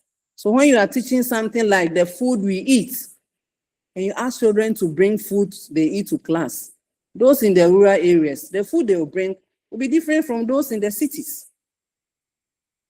So while the city people will bring rice, spaghetti, biscuits, those in the villages, they will come with contomere, they will come with yam, cassava, plantain. They are all the food we eat, but it is based on our community. So you must understand all these things. You don't go and insult them. You, the encrase for that is what they have in the society. So as a sociologist, you must be aware. Then you also have cases in education and the states. The micro society of the school. The school is a society on its own. As a COSAP, as a miss here, you are a society. You have our rep. The first they asked two people to help us, Solomon and the other guy. I don't know, I've forgotten the other. He created the platform. So those of us who are not on the math, science, and ICT platform, you must contact Solomon so that we are added. So that this is our micro society. And within that time, we have authority. You know who should be the leader. So now I know if I'm communicating with Solomon. He created the platform. Politely, he came to me and said, should I add you to the platform? Are we having a class? If I'm traveling, I can't have the class. If Solomon, I will inform. Solo, today I'm not around. Please inform your members. I give respect to him as the authority that is helping us to organize our learning. It also helps us to understand the effectiveness of the different educational methods in teaching students of different kinds of intelligence. We are not the same. We are not the same. So as you enter the class, you know that students are not the same. And therefore, you need to use different ways of teaching. That's why I give a lot of examples. I could have gone strictly by reading. You will finish very soon. But I know that people understand when we give certain applicable. So if you are giving me answers, you give me answers with application. The application is where we understand the point. Education is also, sociology is also about effects of economy and the type of education to be provided. In some communities, when you say, oh, their parents bring 100 cedis for extra classes, everybody will pay. In some communities, you say, I'm doing classes for free, nobody will come because students must go to the farm to help their parents bring food to the house. So if you say free extra classes, nobody will come. Some communities, parents will come and beg you, you pay 100 cedis, do extra classes for, you see, so different communities and then how economy affects the type of education to be provided. You also have to understand the effects of other community social agencies on the school. We have already mentioned the family and then the school on the students. You also need to study, sociology also studies on relationship between social class, the type of families people are coming from, the rich, the poor, and the have-nots. There are some people who doesn't have anything, not even one meal for the day. So if you have such children in your class, what do? They are the people you have to focus on. Don't only focus on parents who are giving you gifts. Those who don't give you anything, they are the students you should focus on. They are the students you should give recognition, the class captains, the blackboard cleaners. Give them recognition in class. Don't only focus on those who are nicely dressed and they have everything that nature can offer. So you also study the structure of the school, peer groups, the effect of peer groups on our personality and the socialization of students. Students who don't have any friends at all. They come to school, they are always walking alone, antisocial. You need to correct it. You need to correct. Don't leave it like that. They will grow with it. And they are the people who commit suicide. They are the people who are depressed because they don't share. They don't share. It says problem solved, shared is half solved. So if you have people who are not talking at all, you need to observe. Become their friends. Okay, if you can't make friends with everybody, become my friend. Every break time, come and tell me a short story. Before you are aware, the child has grown out of some of these things. So as an educational sociologist, you know that when you do all these things, it will help us in planning, in organizing, and then applying some of the theories in education. So if you don't know the theory, how can you apply it? So you'll be learning some of the theories. Now, what are the goals of sociology of education? What are the goals? So in analysis of education, we have discussed that it covers all forms of education, formal, informal, non-formal, which occurs through various agencies. So education is not you, the teacher alone. As a teacher, you are not the all in all. Period. That's why we give homework. What is the philosophy behind homework? So that other siblings and parents can also feel that they are part of educating the child. It's not the sole business of a teacher. So these theories are built on sociology of education. Giving homework to the child so that parents will gather around him or her and help her. It's a based on form of sociology of education. That the child is not to the school alone. He belongs to a family. So when you do that, it's under sociology of the family, how the family help in educating the children. So you are saying the ultimate goal of sociology of education, according to Ajiman, is to develop scientific generalization about interhuman relations in the educational process and systems. So whatever I have learned about Solomon here, if I see another child showing same characteristics, I can apply. That is what you are calling scientific generalization.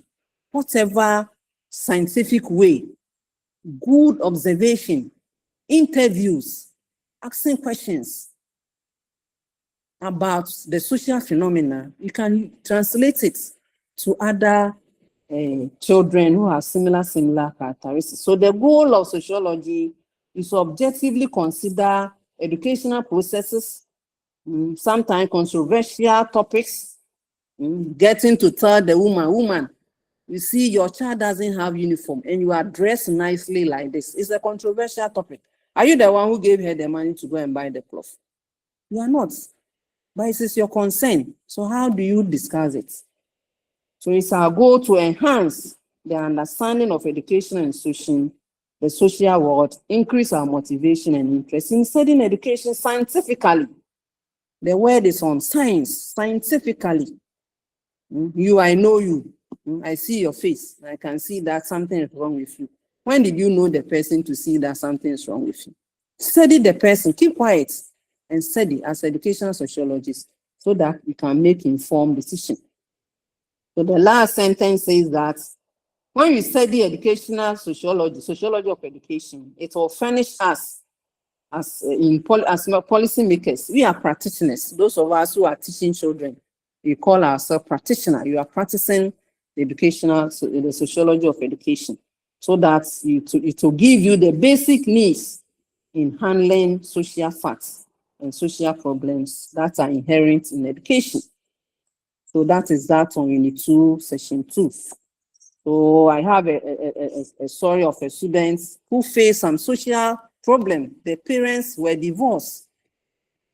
They were divorced. He was a good student, and for some 1 week, he was not coming to school. So I asked his friends, why is he not coming to school? I asked someone to go and show me his house. He went there. He was in the house playing. Why? He said, I don't have money. My parents have divorced and no one is taking responsibility. So what did I do? I said, okay, come to school. I'll give you some. We are paying extra classes. I'll pay your extra classes for you. During break time, you come from some money and go and buy food. That is how I saved him for some time till the student got settled. But the parents were angry. So as a teacher, you were surrogate parents. So one time I was walking in town. When he saw me, he said, Madam B, I've been looking for you.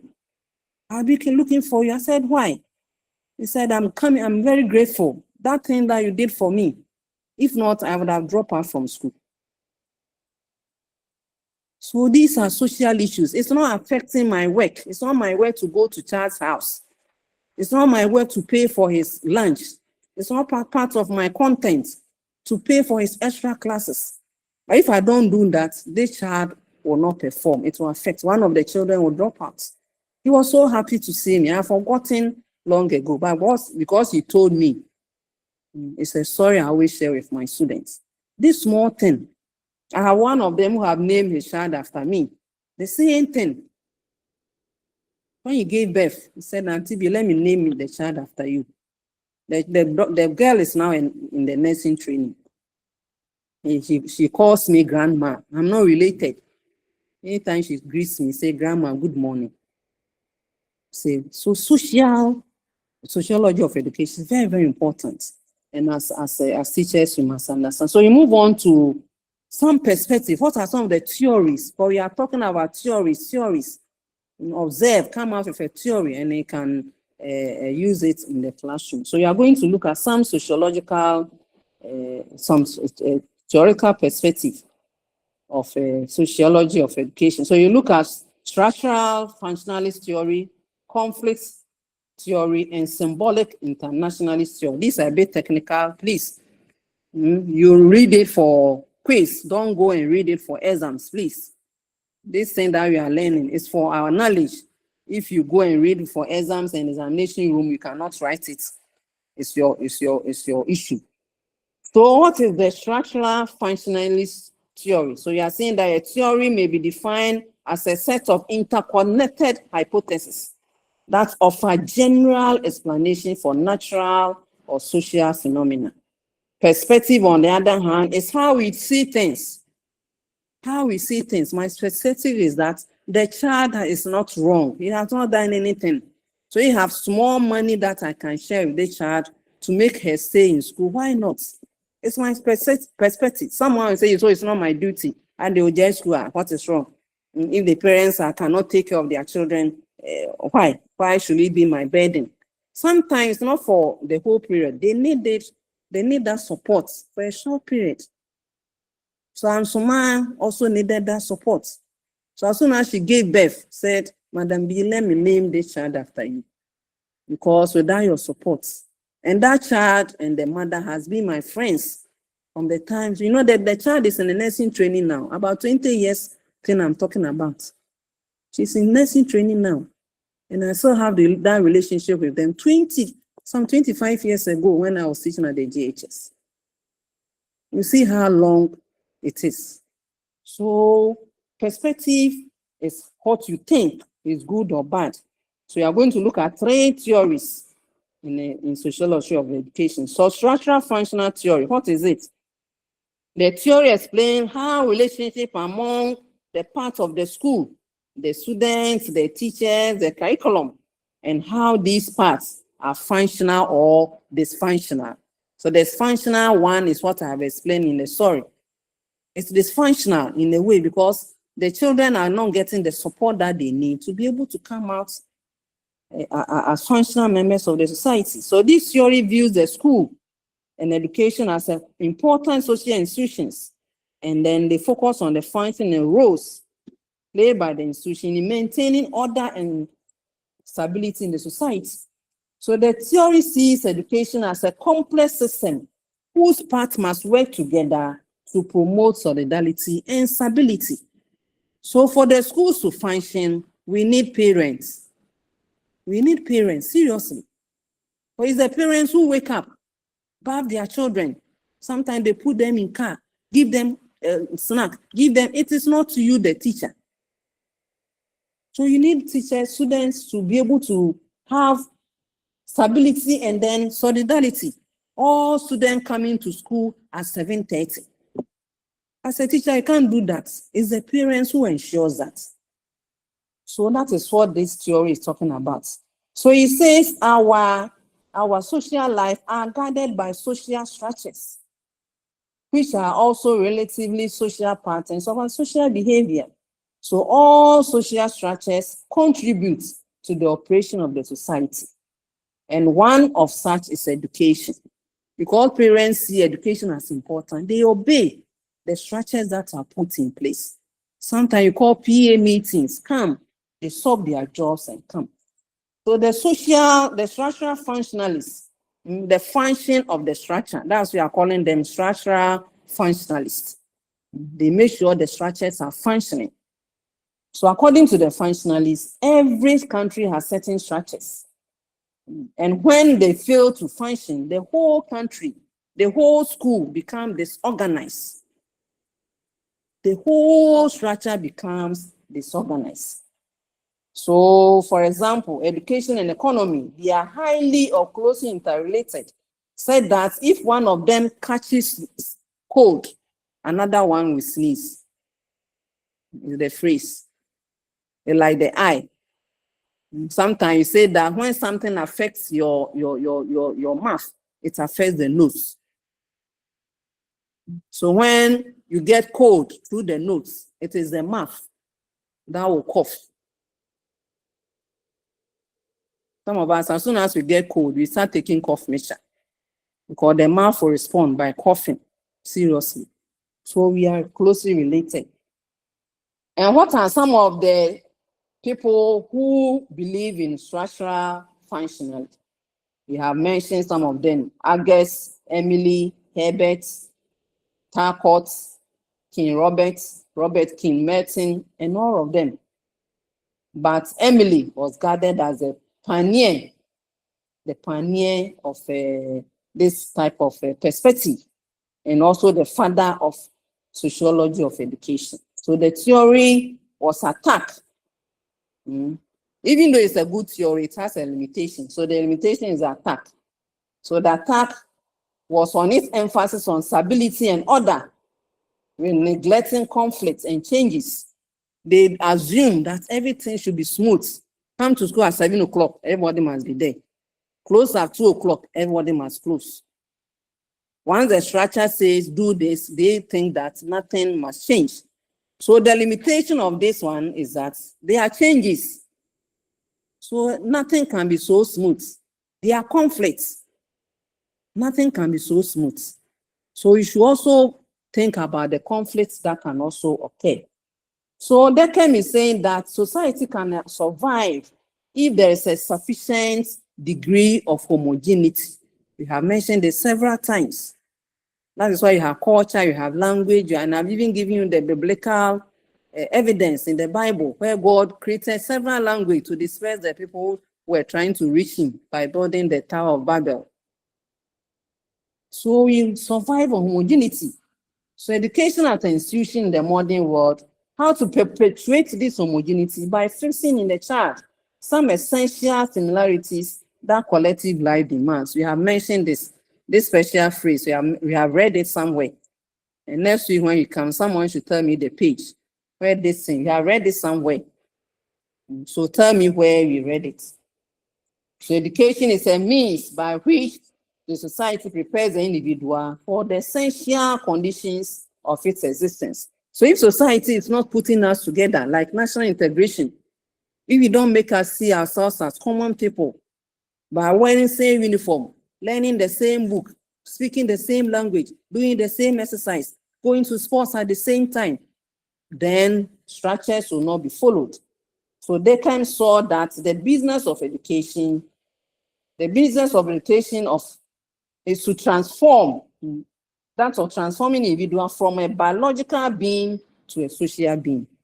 I have mentioned this several times. That's why you're saying that Deckham is the father of the sociology of education.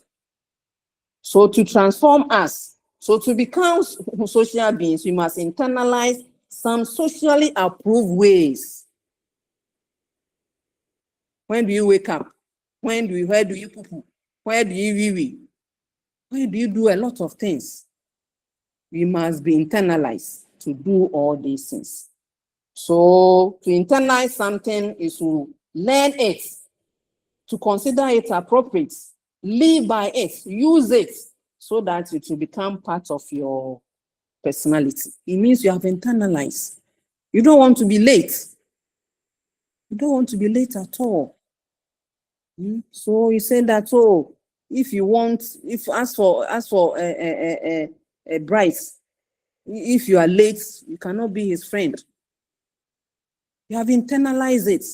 You are considering it's appropriate always to be on time, to be joined at the beginning of the class. Don't come and say, I joined late. Why did you join late? You should start looking for this link long ago. Ask questions to get the link so that I can join on time. So from the functionalist point of view, we are looking at three important things that education must do. Education must be studied scientifically. Education must be studied from a historical perspective. Education must be studied from comparative perspective. So scientifically, you have mentioned it several times. You have said education is the study, sociology itself is the study of scientific study of society. So we are still emphasizing that you must study it from scientific, understand education. What is supposed, what is it supposed to do? And then in our society, and then you can also understand it from the sociological perspective. So if I'm training, you are teaching the child so that the family will get buy into the family aim.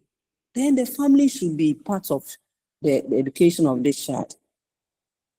Then education must also be studied from the historical perspectives. You must understand the history of the town, the development of the town, of the society, so that you can understand it. So if on the market day, every child goes to the market to help they send something to the market for the parents before they come to school, you cannot say that me, I'm the new head.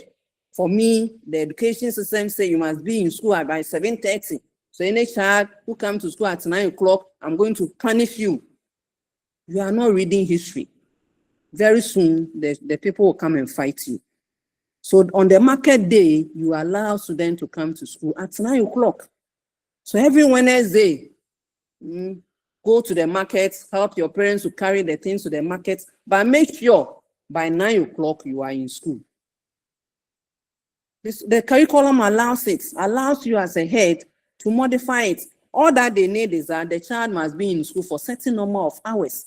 So come to school at 9, but instead of 5 o'clock or 3 o'clock, every Wednesday, the school closes at 5 o'clock. Let the CISO be aware. Let the director be aware. Let everybody be aware. So that the parents will also like you. And when the children are coming from the market, they will bring you foodstuffs. So society must also be studied education must be studied in the comparative manner. Compare, do comparison. Hello. Hey, who are you? This number is not for students. Stop using it and call the student's number.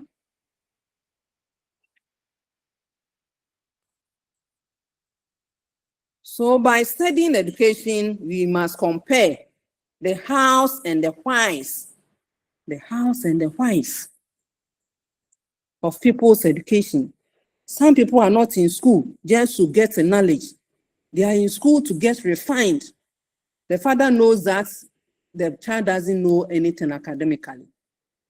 But the child will be able to maneuver, at least read text message from the phone, do other things. So to study education comparatively is also very important so that you can synchronize it. So that is that on on the structural functionalists. So they believe in structures, put things in place, and they do that in 3 ways according to Decam: scientific study, historical perspective, and comparative perspectives. Now we have just some few minutes, 10 minutes. Let's quickly look at conflict theory. What does it also look at? Remember, we said someone attacked the structural functionalists because they said there's conflicts. Human beings will grow in conflicts. There are some people, they are troublemakers. And wherever there is trouble, they are happy. Hello. I said this number. Who are you? Please, I'm Gifty from Bono Rating. So use the numbers for students. You have placed the numbers under your timetable. Don't use my personal line. Can't you hear that? Who gave you this number to be calling? Yes, so Cody that gave us. Tell Cody that I don't use it for students. I have placed the students' numbers on your platform. You should avoid giving. Group, that's why we are on the link. The link I'm teaching now, I can't stop and go and give you links. Okay. If you want link, use the student's number. I'll be from your phone. I don't know student more had been. I offer about 3 times in your card and I offer. Sorry. So the conflict theory is also called the Marxist theory. Those who like Max Weber, I asked you to read about him. This is a theory. He said Karl Marx, the Karl Marx theory. He sees conflicts in a society as a framework of class or conflicts, which focuses on struggle for scarce resources. If everybody has food, you don't struggle over food. Those days when you have children and our mothers who put all the food in one big bowl, we learn to eat fast because you look at the hands of our senior brothers and sisters and look at our small hands. And we see how much, sometimes you forget that their stomach is also big than us. So you struggle over the food. So because of that study of sociology, parents now began sharing food according to our age. Sharing food according to our age. Study of sociology of the family. So now children eat individually. When you were young, you put all the food in one apotoiwa and you all sit around it. And some children started eating so fast. Sometimes the food is hot, you pause and eat. Or if you don't eat, by the time you come, it is finished. So conflicts, it focuses on because we don't have a lot of. Kennedy, please mute yourself. Okay. Because we don't have a lot of things, conflict can happen. So this theory holds that the most important aspect of social order is the dominance of some groups by others. And that's actual or potential conflicts are always present in the society. Why are people stealing from others? Because they feel others have and they don't have. So they go ahead stealing and it brings about conflicts. So the theory is useful in explaining why dominant groups use their power to exploit the less powerful groups. And it brings about fights. So if Kennedy is a big boy in the class, the big boys in the big boy society, they use their dominance to exploit the lesser. Now bring your Gary, go to your cupboard, open. They come to your cupboard, they take anything they want. Or they are dominant, they are the big boys, and it brings about conflict. So though this theory has also gained a lot of fame, it's also under criticisms because it talks about inequality and division for neglecting the fact that shared values, national integration helps by sharing the little that we have among members of the society. So the conflict says, if you have more, control it. Control. You are lucky, you have it. Control. Forget about what others feel. But the limitation of this one is that individuals and communities tend to have imbalanced share of the educational resources. So anytime there was an unequal distribution, it is resulting from it is lending itself to the conflict society, the conflict theory. So those in power and the dominance enjoy better education, and then the marginalized suffer from the burden of illiteracy. And those who have it enjoy more. Those who don't have it, they don't have any. So the conflict theories of the view that there's alliance between the capitalist society, the bourgeoisie, and education. Those who have it, they send their children to high, better schools. And they get the higher grades. And they get to the best universities. So it's like always they have it. And we are calling the capitalists. So the alliance is to make education benefit the capitalists so that they become always our bosses. And those of us who don't have it, we are always serving them. They build the companies and they will employ you. So your own classmates, because it's in the capitalists, it's in the bourgeoisie group, they have the money, they have the cars. So your own classmates employ you as a driver. It's a conflict. Sometimes when he shouts at you, become angry because you ever sit in the classroom with that person. So for schools, to avoid that one, that is why we are using common language. So the language of instruction is a language of the dominant class. The language, why didn't we develop one of our local language? So that you can use it in schools. So the fact that you are using English, even though you speak English, the white man doesn't consider you as a white man. So using English is also one sign of dominancy. So at a given time, the ideas of the dominant class becomes our dominant ideas. You don't want to work on the farm. You want white-collar jobs. Dominant language, because you are speaking English. It is also because the dominant ideas are the ideas of the ruling class, and that is what you want to hear. James, please mute yourself. We are ending the class very soon. Furthermore, the elaborated code is what is used. It's what is used in schools in the classroom. It's also what is used in the upper class of the society. So now the upper class, instead of using local language, we are using English. Those of us who attended Saito, sometimes we felt so humiliated when we met those in private schools and the way they are expressing themselves and the way they are so confident. Our confidence shrink. We want to go and hide because that is the language of the dominant class, and you call it the elaborated code. And those of us in the lower class, we use the restricted code. So the lower class or the have-nots do not speak the same code. They use restricted code at home. But when they go to the school, they are restricted to the elaborate. So the restricted and the elaborate together, we bring about the middle class language. So example of elaborated code is characterized by full statements and sentences. While the have-nots, they use the have-nots and the lower class, the parents do not have full statements, but they have the laconic code.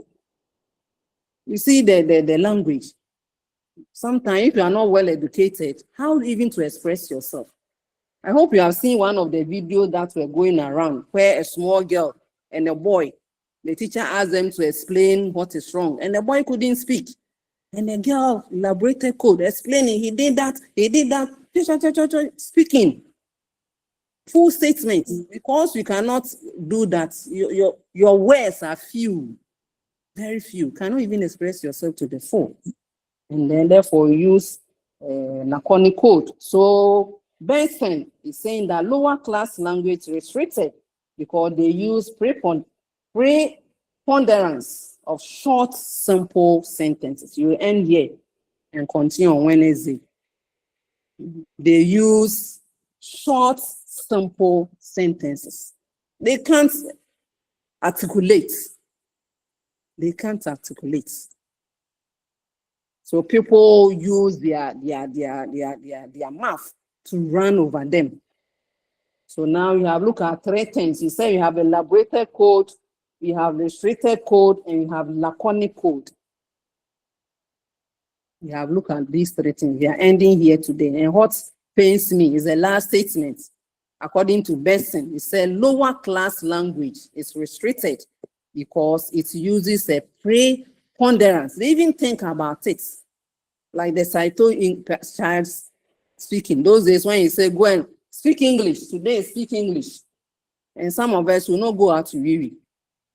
There are some people who read on themselves, who are ever put on themselves because they have restricted language.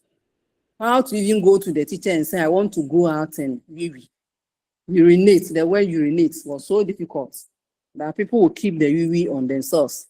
And when it's break, you see them holding their flaps or their bottles and running. And sometimes they envy people's children who can easily articulate, those who have the elaborate code. Okay, so we end that one. Please, on a Wednesday, I want us to meet at 5:50. I understand you have African studies. So 5:50 on the dot. I'll open the class at 5:45. The same link. So 5:50 on the dot, you start class. So that around 6:50 you close. So that you have 10 minutes or 5 minutes to join the next class. I hope it's okay. Enoch, you have the floor now so that you can wrap up.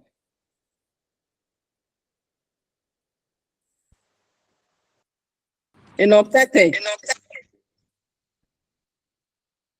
Solomon. So, Madam, I think the Wednesday we can meet around 6 because the time has been changed now. Okay. You change to where? So we have African studies on Tuesday. And Wednesday you don't have any class. I think you have. Yes.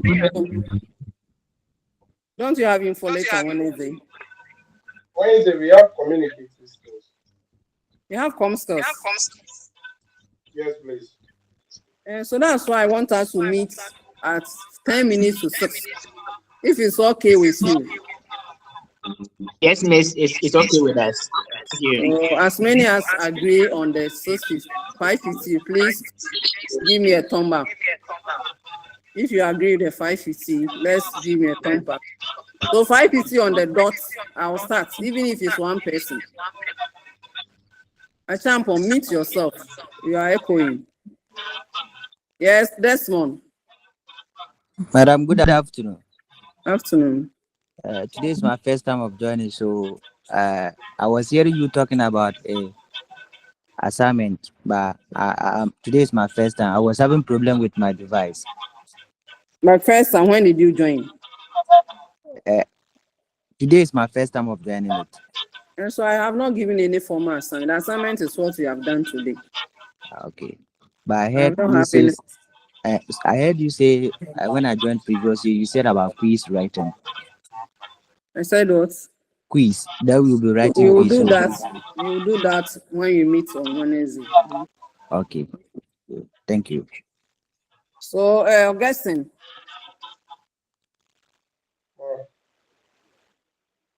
Augustine, I come. You don't have anything, please put down your hand. Okay, so thank you for coming. I hope you are getting it small, you get there. So, thank you for keeping to the rules. Some people owe me 100 Ghana cedis. I'm going to get them to pay very soon. Make sure you mute your mic when you enter the class. As I said, I cannot give you a portion to read. I cannot beat you, but I can take your momo. That one I can take. I'll go into the system and ask them to go into admission form and ask them to give me your telephone number so that I can call you and get my money. So let's comport ourselves. Let's be on class. 5:50, please, on Wednesday. Let's come so that by 6:50 can close, so I can also go home and enjoy small. All the best for today. I know you have another class. let's leave and then join the other class so that you are not late. All the best for today. See you on Wednesday. Bye bye. Okay. Bye. Bye. Bye. Bye. I say Bye. you use the emoji. Those who are talking, Bye. Achampon, Augustine, Dinah, you owe me 100 Ghana cedis. Julius, Desmond, Pakwesi, 100 Ghana cedis. Mute your mics as we leave the class. Thank you very much for sharing the slides for me. Those who don't have it, please get it. That is what you should be reading. So after study, you can also read and make your short notes. I'm not using the slides again. You'll be using the model as you have done. I'm happy someone can share from us from wherever. Digital literacy. All the best. Bye-bye.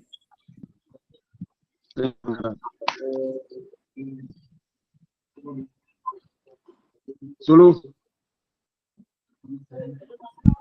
Yo. Solo. Please, do Oh, we have Ayala. another class?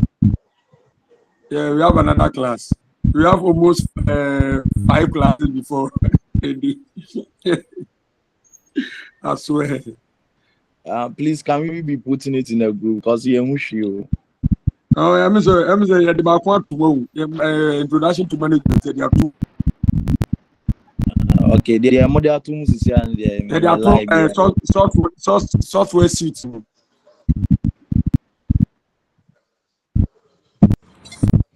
There are 2. But solo, I said the solo need to from the choir. No, because solo on Wednesday timetable in a Tuesday timetable. And you say one year different. Also, I'll say, and I say, Obu past questions or the my own. I didn't endorse. No, because I didn't endorse one at the same time. No, Krano. You move the brainers and late. What the brain to me, up to now, be money by your move. Up to now, it be money class or more. My grandson, first time I'm joining physics class. Yes, first week, you know, I'm joining. What joining physics class da? Physics class, I'm joining. Hey, Mrs. Sao, me whom pose Almighty physics. Yet, IT back where I see IT back where a whole physics in the chemistry. I didn't join. Who's that about? Oh, only say na me so because now me choose me visit me Johnny. Say na Charlie to abigidi. Boga, me de me SHS asset is the wa be ka say. Boy, me physics into me register 7 subject pay. For call. 4 core subjects and 3 electives excluding physics.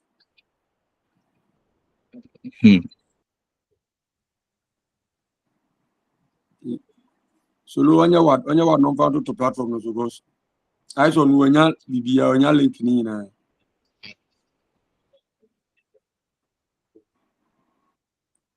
Ko do na ade kire na kono.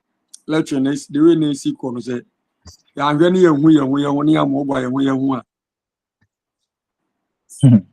And obi be drop o kwa mu pe.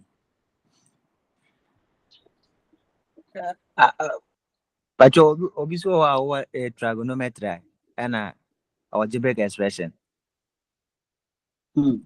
Hello. A problem in any say.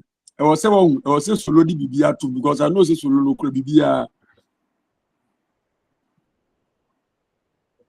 Ona me hu ni so bibia ne phone so ne way.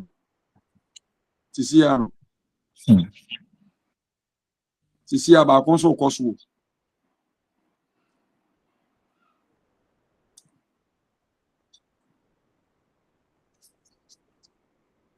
Tisia ba kon so koso.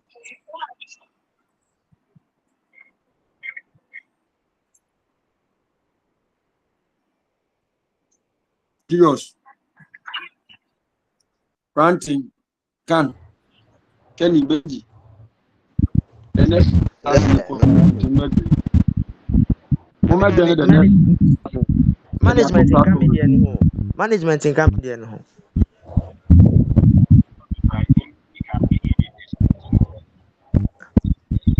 Onia. Ah, what? Oh yeah, the course. Yeah, biology, yeah, physics, general physics.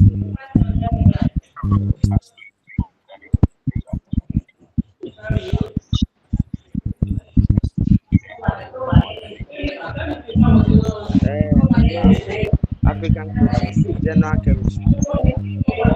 Yeah, practical general chemistry. Inform skill. Any social and philosophical foundation. Any information literary skills. General physics. Any general physics. That's all.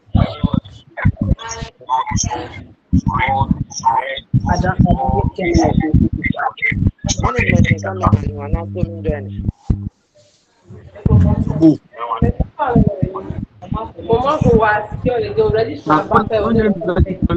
Hello.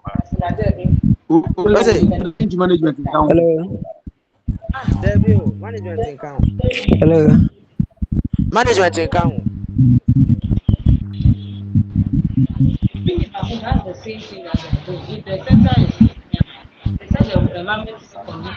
But when you have a chapter from the Chapi, you Chapi is the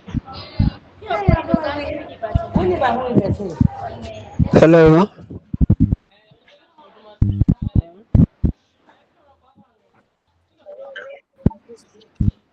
Hello.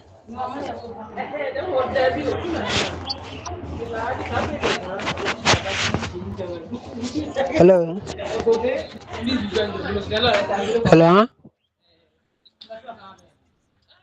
Hello. Yeah, I want to algebra and trigonometry link. No. Hmm? Hello.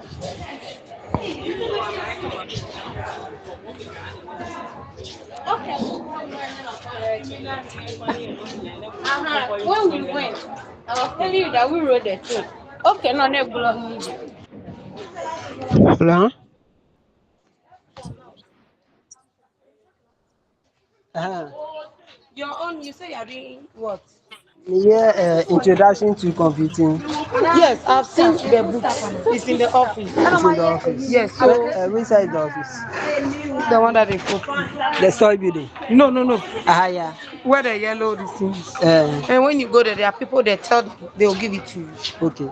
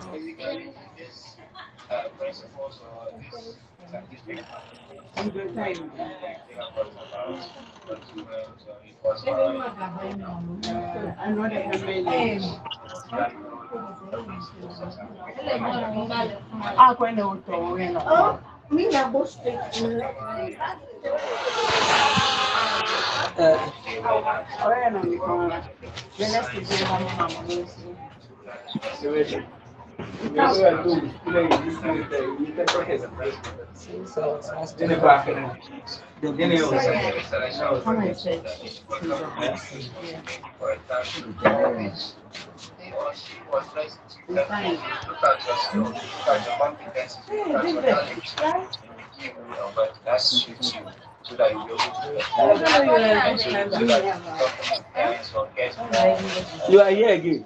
I'm see the introduction to computer. I said you will not get. No, is the lady who got Which any lady? session of You will not get. Introduction to computer, when they brought it, it was only 7 books. And we were doing there 4. So the following year, the people took them and took the 3 remaining. Okay.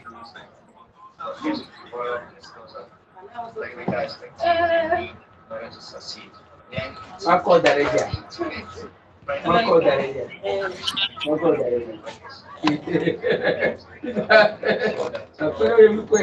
I've opened my wings.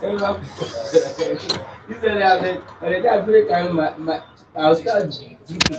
My mouth will I'm not heavy. Are you sure? What are you looking for? That book is not keep the started.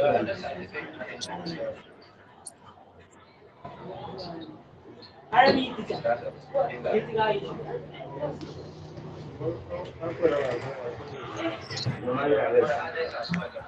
I've even forgot the Don't put no problem. I have clothing textiles and what? Fiber. Yeah, do that.